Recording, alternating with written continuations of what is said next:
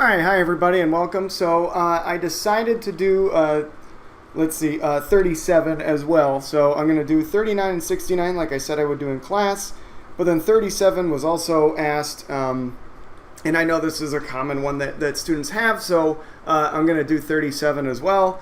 67 was also asked, but I feel like it's very similar to number 69, so I'm just going to say, after seeing this video, see if you can do 67 with the same. A lot of these are the same idea, which is basically when the acceleration changes, you gotta change. You gotta break the problem up into parts, and you can. So, all right, let's get into it. So at first we got 37 here. It says you're driving on a highway late one night. Wow, this problem sounds familiar. And then at 20 meters per second, when a deer steps out into the road 35 meters in front of you, oh no. So here's my deer. It looks like a bug, but whatever. Here's my car. You can see I started having fun, and then later on my diagrams get more and more like the dot model. So anyway, your reaction time before stepping on the brakes is 0.5 seconds. And the maximum deceleration of your car is 10 meters per second squared. So, yeah. So how much distance between you and the deer when you come to a stop? So the first thing I do is I draw out my diagram, right? At first I know that I'm 35 meters away from the deer. So there's you and there's the deer. But now I also know that at first I have a reaction time, and that basically means it's going to take me a moment to hit the brakes. And while I'm taking a moment to hit the brakes, my acceleration is 0. So I'm just going to coast at my velocity of 20 meters per second for a half a second. And so I could even write that, right? That the duration of time here is 0.5 seconds. Where the duration of time here is, I don't really know. I don't really know for B.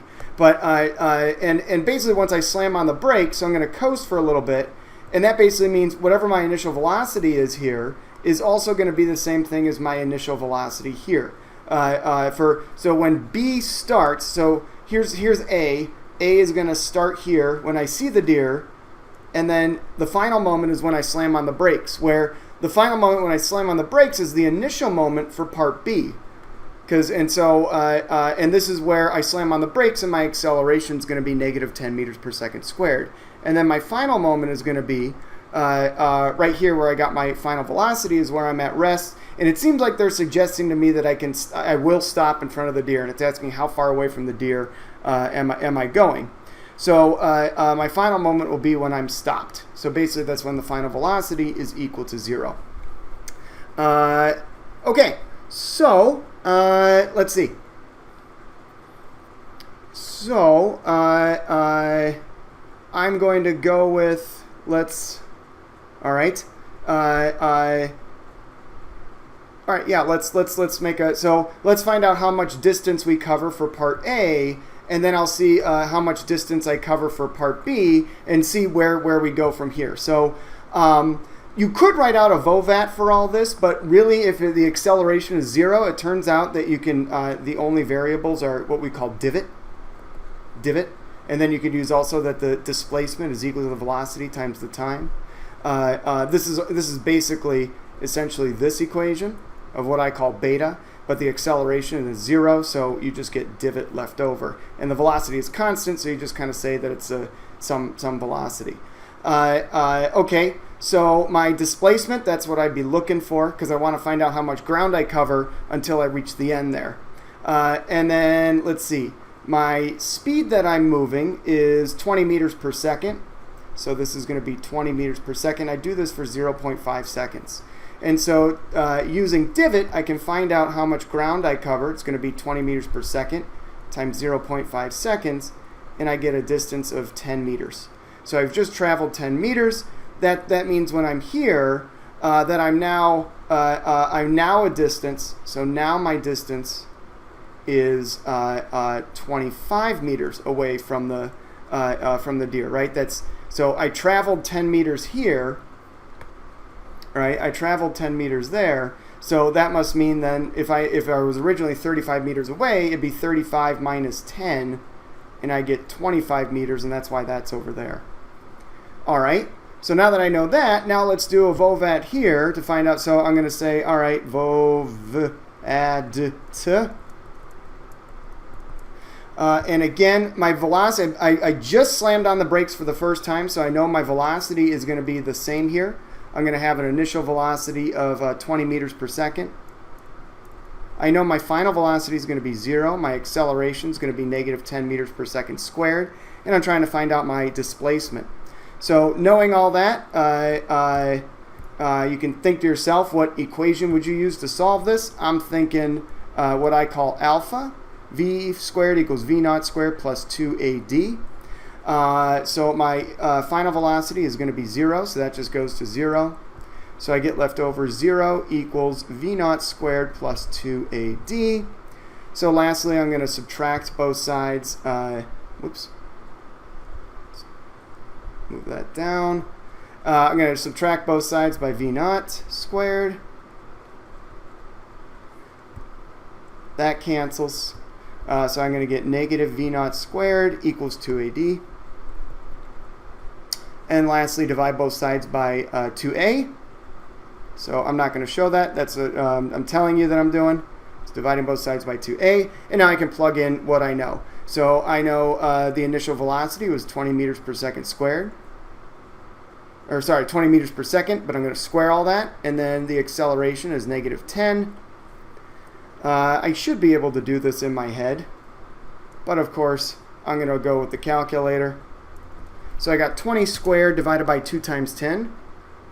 So 20 squared divided by essentially 20. Oh, one of the 20s cancel out. It's 20 squared. Ah, I could have, man, oh well. I'll keep it for the video. There you go. So I traveled 20 meters.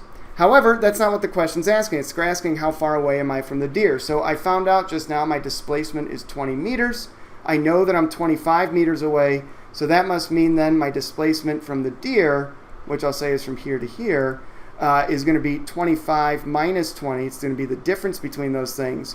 So I'm going to be 5 meters away from the deer. And that's my answer for part A. Now moving on to part B. What is the maximum speed you could have and still not hit the deer? So, okay, so there's a couple things here, right? So if my and this is what's kind of nice about what I have here, is that well, let's see. So my maximum speed, well, my final speed should still be zero. So let's see. Let's look at, this is one of the things you want to do about like showing your work and everything. So now let's kind of clean this up a little bit. Let's go back. I'll copy all this again. All right. So copy, and I'm going to do it all kind of over here. This is going to be kind of weird. But I want to make sure that I got all my stuff again. So again, this is when the acceleration is 0.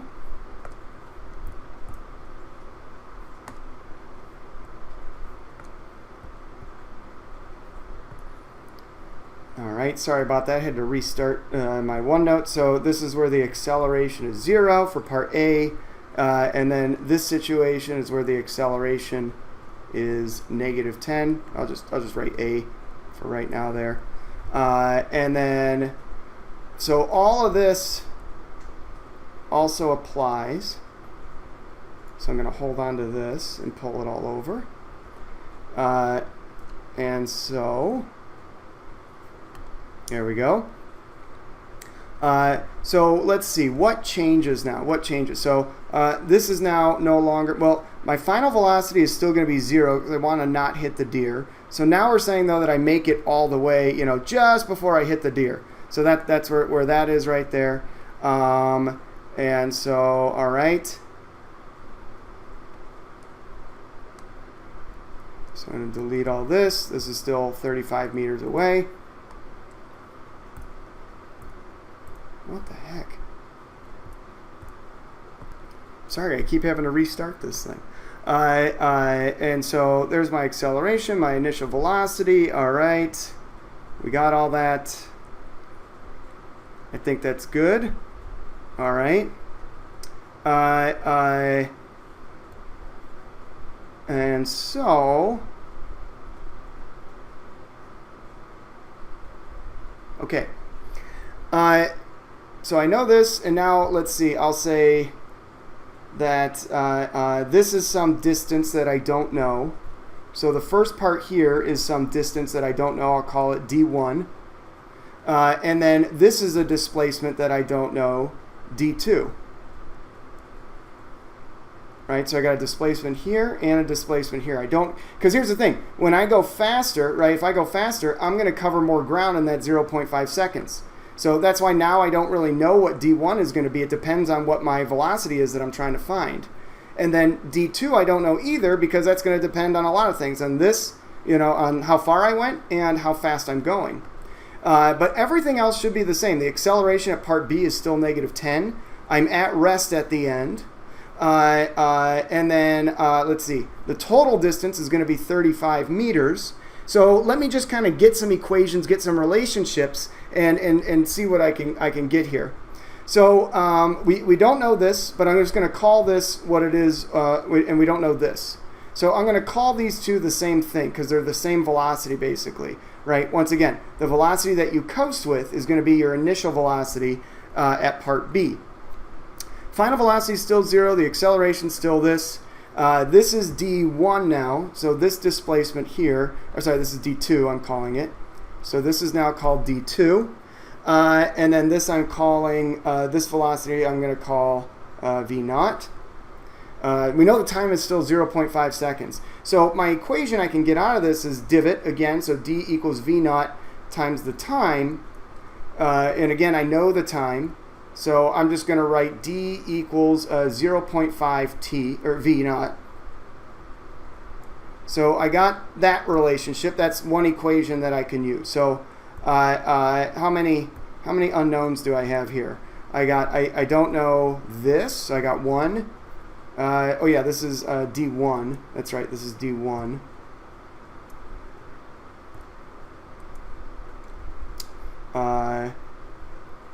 And then, so I don't know d1, I don't know d2, so it's 2. So I got one unknown here, one unknown here, and one unknown here. So I got 3 unknowns. That means I need 3 equations to solve this thing. So I got one equation. That's good. All right. So my next equation, I think again, so I'm trying to find v0, and I got the final velocity, I got the acceleration, and I got the displacement. So I could use again this equation, v squared equals v0 squared plus 2a, and this is going to be d2. So, and then I could also plug in, so this is going to be 0 again. So now I got 0 equals v0 squared plus 2a d2. And I'm going to, so this one I have d1 isolated. I'm going to use just kind of my experience here. And I'm going to say, I'm going to isolate d2. So I'm going to minus v0 squared divided by 2a is equal to d2. So here's my second relationship. Now I need one more relationship. And I could look at my diagram and notice that d1 plus d2 is equal to the total distance of 35 meters. Should be meters right there. Okay, so let's write that in there. So d1 plus d2 is equal to 35. And now I should have enough here to be able to solve now. Let's also clean up this a little bit, right? We know what a is. So a is equal to -10. So I'm going to say negative v0 squared over 2 times -10 equals d2. So that's going to be negative v. So the negative cancels out, and then I get so v0 squared divided by 20 equals d2. And there we go. There's my second relationship, and then here's my third relationship. All right, and now I'm going to plug in equation 1 into equation 3. And I'm going to plug equation 2 into equation 3. And now I should have just one variable left over. So I got 0.5 v0 plus v naught squared over 20 equals 35. So I think 1 divided by 20 is 0.05. I hope I'm right in that.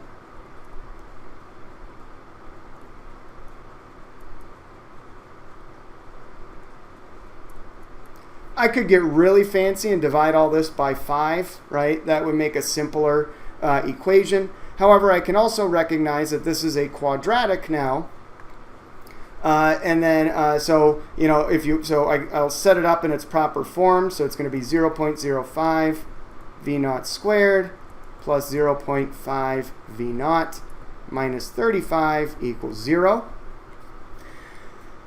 And then I can see, all right, I got this quadratic. And so here's A, B, and C. I could do the, you know, negative B. Well, I could try to factor, but that's going to be a nightmare. Plus or minus the square root of 4AC, blah, blah, blah, you know, all that stuff. I'm just going to plug this into Wolfram Alpha, which is my favorite thing to do. So I'm going to Google Wolfram Alpha. And then we got 0.05. I'll just call it x squared, just to make it easier on Wolfram Alpha. 0.5 x minus 35 equals 0. And then I'll pick the one that's, let's see, what are the solutions here? We got negative 31.9, and that's not right. So 20, so it's not going to be negative time. It's not going to be before. Negative time ain't going to work. So we're going to do this time here. So 21.9, it looks like, or about 22. So we'll say 21.9. So the initial velocity, the fastest you could go, is 21.9 meters per second. And a way you could check yourself, if you wanted to check yourself, is plug in that 21.9 and see if you get, you know, like do this whole problem again. You could do and see if you get basically right next to the deer at the end of the displacement with that speed in mind. So that's the fastest we could probably go, and that's part B. All right, so let's move on to number 39. 39 says a car is traveling at a steady 80 kilometers per hour in a 50 kilometer per hour zone. A police motorcycle takes off at an instant the car passes it, accelerating at a steady 8 meters per second squared. How much time elapses before the motorcycle is moving as fast as the car? So once again, I drew out a diagram here. Here's my initial moment, is when the car just moves past the police officer, and the police officer takes off at this point. So the police officer's initial velocity, I called the car object A, the police officer object B. So the velocity of the car is constant. The velocity of the police officer starts at 0. But now the police officer, well, let's see. The police officer will have a displacement I'll call dB. And then the acceleration of the police officer will be this way. I'll call it AB. So there we go. And then the car is also going to have a displacement dA, I'll call it. But the acceleration is 0. I'm not going to even bother with the acceleration, so I'll just do that for now. All right. So let's... the other thing I'm going to need is that this is in meters per second squared. This is in kilometers per hour. So I want to make everything meters and seconds. So I'm going to convert this. So you could convert it in that in 1 kilometer, there's 1,000 meters. Do that conversion. And then in 1 hour, there's 3,600 seconds. Or 60 minutes in an hour and 60 seconds in a minute. Could do that. But in my case, I'm just going to go to Google again. And I'm going to say convert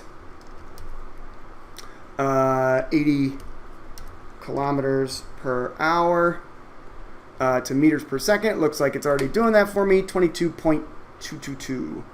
So this is about, so this is 22.2 meters per second. There we go. All right. Now again, I'm going to do some kinematic stuff. What do I know and not know? So for car A, just like we did at the coasting part right here, right when the acceleration is 0. You can basically just use divot as what you know and don't know, as long as your acceleration is 0. So this will be dA, velocity A, and then time A, let's say. So the displacement, we don't know. We know the velocity, though, is a constant 22.2 meters per second. And then we don't know the time at which it does it for. That's okay. Let's see. And now we also got for VOVAT, but this is all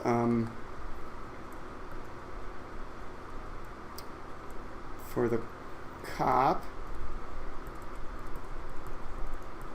All right.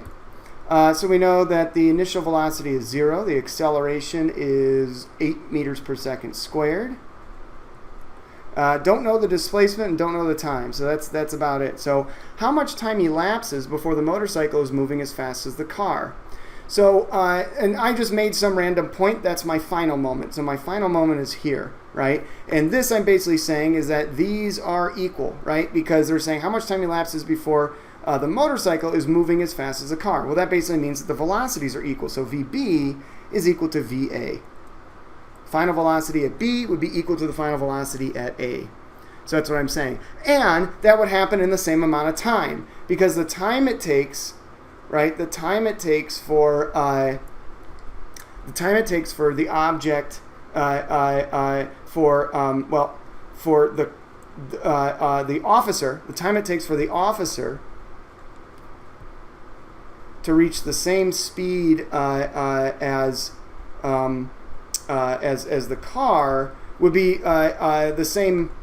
So VA, which is 22.2 meters per second. So all right. So I know that the final velocity here is going to be 22.2 meters per second. So at what time does that happen? Okay. Well, I'm going to use. I think I'm going to use omega here. So I'm going to say, and I'm trying to find the time. So I know the initial velocity is 0. Divide both sides by A, so I get V over A is equal to the time. So the velocity is 22.2 meters per second, divided by 8 meters per second squared. And so my time, again, I'm calculating this, so 22.2 divided by 8. 2.8. So it's about 2.8 seconds. So there's part A. And then for part B, I got, so now it's saying how far is the motorcycle from the car when it reaches this speed. So basically what I'm going to do here is find out how far the cop went, find out how far the car went, and then take their difference. So all right, let's do the cop first. So I'm going to use this one, because to me this is the easiest thing to use, because I don't have to isolate anything. I just plug in stuff.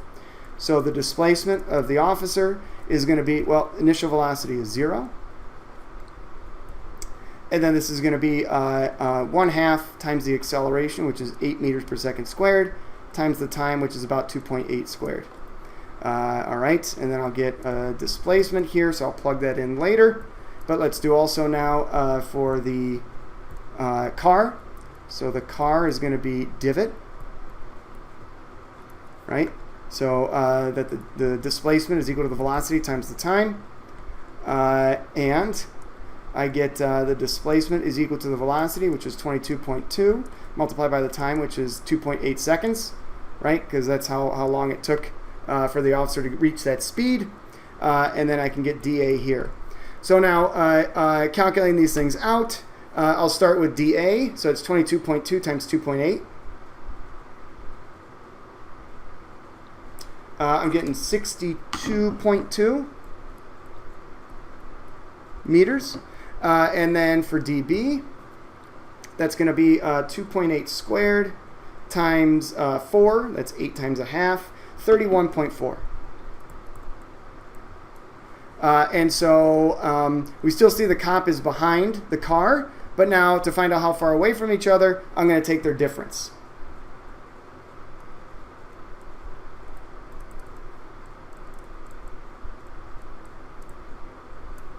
So, do it the opposite way. So that's going to be 62.2 meters minus 31.4 meters. And I get 62.2 minus 31.4, 30.8, or about 31. So, but I'll say 30.8. 30.8 meters. All right, there's that one. And lastly, we're going to do 69 here. It says that a car starts from rest at a stop sign. One thing to point out about this one is that if you have been using the digital copy, this problem is different. It uses a bus. The numbers are slightly different, things like that, but the idea is pretty much the same. So this is kind of one of those things where, once again, that's the thing with different versions and how textbooks like to roll. Anyway, all right. So this one says a car starts from rest at a stop sign. It accelerates at 2 meters per second squared for 6 seconds, coasts for 2 seconds, and then slows down at a rate of 1.5 meters per second squared for the next stop sign. How far apart are the stop signals or stop signs? So what I did is I broke this down. So let's see. Let's grab all the necessary information we need. We got 6 seconds. It coasts for 2 seconds and then slows down at a rate of 1.5 meters per second squared. For the next stop sign, how far are the stop signs? So I broke this down into 3 parts. So part A, because again, whenever the acceleration changes, you need to break up the problem into separate parts. So in this case, the acceleration is 2 meters per second squared. So that's situation A. Then it coasts for 2 seconds. Coasting for 2 seconds basically means there is no acceleration. You're just going at the same speed. So this acceleration is going to be 0. And then for part C is now slows down at a rate of 1.5 meters per second. So I'm assuming at the beginning here, I'll call this V0, and it's going to be 0. But then there's going to be I'll call this V2 or V1. That's the final velocity at this moment. So here's my initial moment here for A. Here's my final moment for A. But my final moment for A is my initial moment for B. That's when they start to coast. The car starts to coast. So that means at the end here, this is also still going to be V1. Right? The speed hasn't changed. Or the velocity hasn't changed, whichever. And then at the end, right, they say that it makes it to the next stop sign. So I'm going to assume here's stop sign 1. Oh, got it. Yeah, I don't want to make the octagon. So here we go. Stop. It's a British version. So there's a stop sign here. There you go. So there's the 2 stop signs. So I'm going to find the displacements of all those parts and then get the total distance.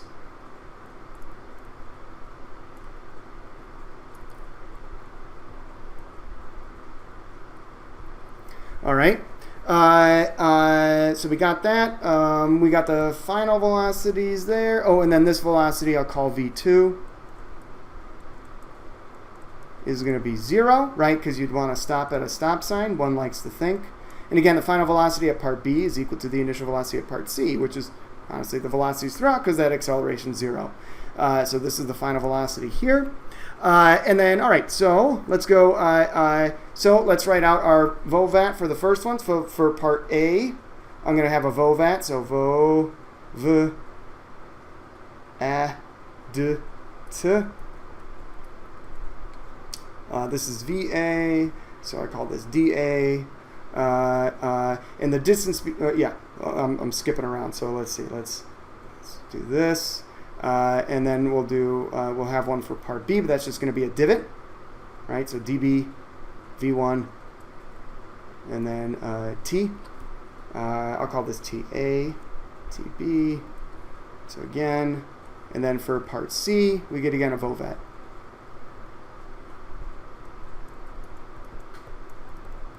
So this is time C, the displacement C, AC. And then we also know the initial velocity. The initial velocity is going to be V1, and then V2 is our final velocity based off of this. So let's see. What do I know from part A? I know it starts from rest, so that basically means that this is going to start off at 0. V1. So V1 I don't know, so I'm going to need to find that, because I'm going to need to find that for this part. So displacement, I don't know. That's what I'm trying to find out. I know the acceleration is 2 meters per second squared, and I know it does this for 6 seconds. So using beta, displacement along A is equal to V naught times T plus 1/2 AA TA squared. It's TA. Initial velocity is 0 though, so this term goes away. And then I get that the displacement for A is equal to 1/2 times my acceleration, which is 2, times the time squared. So that gives me dA, which is basically 1/2 times 2 is 1. 6 squared is 36 meters. And then I'm going to hold on to that because I'm going to need that because basically the distance between the stop signs is just dA plus dB plus dC. And that's another thing I should write out here. So here's dA, here's dB, and here's dC. And I can see all those add up to give me the distance between the stop signs. All right. So now that I got that, all right. So now it's time to find the displacement for B. Let's see. I know the time. It does it for 2 seconds. However, I don't know the final velocity, or I don't know the velocity here. But the velocity there is the final velocity for here. So I can use this. I think I'm going to use omega to get the final velocity here. So I'm going to say V1 is equal to V naught plus AT. V naught is equal to 0.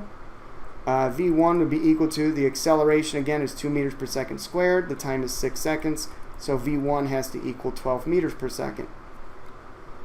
All right. So I could plug in here then 12 meters per second, and now I can get this displacement. So this is using divot. dB is going to equal V1 times T, TB. And so this is going to be, displacement is 12 times 2, so it's going to be 24. So there's that one. So I got these two. I just need now DC, and I got this thing. So moving on over here, well, let's see. I know V1 is going to be the same based off of how I set up the problem. So this is also going to be 12 meters per second. That's the initial velocity. Final velocity, because you're stopping at a stop sign, is going to be 0. And then the acceleration, ooh, this is what we didn't write down here. The acceleration is 1.5 meters per second squared, but it slows down. So if the velocity is moving to the right and we're slowing down, the acceleration must point this way, must point to the left. So that means the acceleration is negative 1.5 meters per second squared. So this is negative 1.5 meters per second squared. And I should be able to find out the displacement. I can use alpha. So I got V squared equals V naught squared plus 2A. Let's see, it's 2, 1, AC, and DC. So the final velocity is 0. V2 is 0. So I got, let's see, 0 equals V1 squared plus 2AC DC. The C's aren't variables, they're just subscripts, so I can tell them apart from the other variables. Isolating now the displacement, that's going to be negative V1 squared equals 2AC DC. AC DC. Look at me go. And then divide both sides by 2AC. So negative V1 squared divided by 2AC equals DC. So now I can just plug in everything. This is negative V1 is 12 squared divided by 2 times negative 1.5. I think is what the acceleration was. Yep. And then this negative cancels out with that negative. I will need to plug this one into my calculator. 144 divided by, 2 times 1.5 is 3.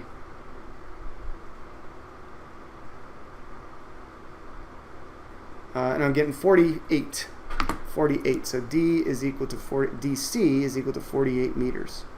And again, the total distance between the stop signs is dA plus dB plus DC. So my total distance then is going to be 36 meters plus 24 meters plus DC, which is 48 meters. Let's see, 36 plus 24 is going to be, I think, 60 plus 48. 60 plus 48, I think, is 108. I think so. Hopefully that's right.